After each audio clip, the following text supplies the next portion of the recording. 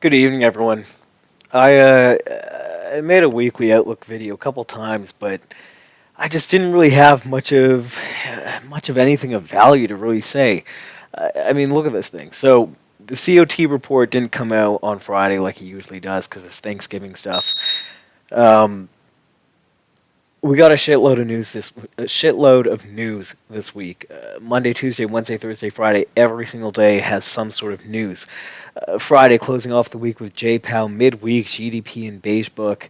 Uh, so we've got a ton of news, and we had a week where I think the range was, like 55 points or something, right? Wednesday we couldn't even break outside the initial balance as I was expecting it to be kind of boring going into the end of the day.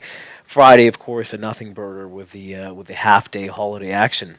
Um, as we've been ramping up in price, we've been seeing a steady decline of volume on the S&P here. On the Nasdaq's been quite a bit more steady across the board. Russell, or the breadth, if you want to call it that, has been strongly declining. Just to me, it kind of feels like we're ready for a pullback finally. Now, this is coming counter to the Canadian dollar, which is spiking up. It was heavily shorted. You can see it's starting to get some covers here and move its way up. Uh, I, I'm in favor of us breaking last week's low. Okay, and that was before I opened up this chart over here of the futures currently crapping out. Uh, to me, the volume's dying out. I've been saying for a while I'm looking for kind of a wash of all the retail longs who entered on that dip looking for the end of year rally. I think they get washed out going into the end of the year. I think we get a little bit of a pullback, whatever that is, 5% or so, 5, 10, something like that. Uh, and I think it kind of starts around here. This seems like a good spot. The volume's dying out. We got a ton of news that an expansion of volatility would be expected given the low volatility last week. Um, the holiday stuff makes everything kind of weird, right? This was Wednesday up here, spent the entire day in the initial balance. Thursday was off. Friday just is this gross, choppy mess. Um, I would be surprised if we broke down any lower than essentially last week's lower, the weekly open, kind of 45.25. Right now in the futures, here's what's happening. Let's go to 30-minute chart. We're breaking Wednesday's lows. That I believe would be settlement lows because Wednesday would be T plus one. Friday would be would be the second day. So T plus two, sorry, should be Wednesday's lows. So it looks like we're breaking Wednesday's lows as well as yesterday's lows. We're breaking all those overnight lows. I would expect us to get some sort of covering around this kind of mid 40s to 50 area. But overall, I'm going to be looking for a short. Globex has sold off of Thursday Open 68s, kind of that Monday high, kind of where that major resistance was all of last week. So this is the key area for me to see us hold down. Um, I'm going to be in favor of the overnight low breaking, given we've broken yesterday's low, settlement lows, value area lows, all this sort of crap's breaking.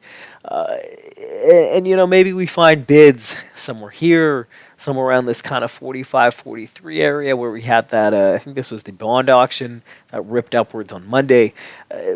Really, I don't see us getting much lower than this sort of area. The NASDAQ, unsurprisingly, doing a bit worse. Let's pull up the futures and a 30-minute chart. The Nasdaq is already breaking. It's gone well below Wednesday's lows here, the RTH lows, and we're actually getting into kind of Tuesday's lows instead. And Monday's open drive weekly low, that thing not too far away either. That's 100 points. That's not a crazy amount on the Nasdaq. So for that, here's Wednesday's lows, so breaking those already. We're getting into this sort of area, and I would expect us, again, to kind of find bids somewhere around here. So for tomorrow, I'm expecting a red session.